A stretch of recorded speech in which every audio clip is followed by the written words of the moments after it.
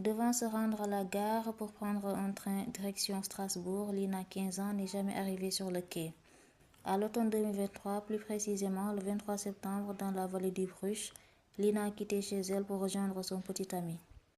Vêtue de blanc, la jeune fille a été aperçue ce jour-là marchant aux environs de 11h15. Dans la mi-journée du 23 septembre, Tao, 19 ans, attend l'arrivée du train où devait se trouver sa petite amie. Il reçut une heure plus tôt une vidéo où Lina se filmait marchant sur la route.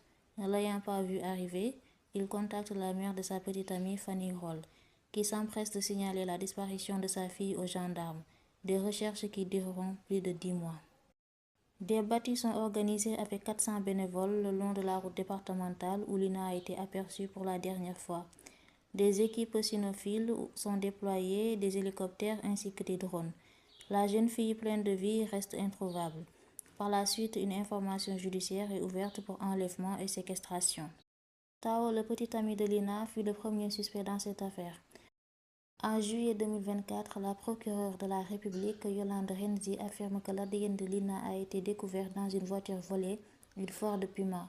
L'enquête avance car un suspect identifié des semaines avant se suicide après la saisie de la voiture en question.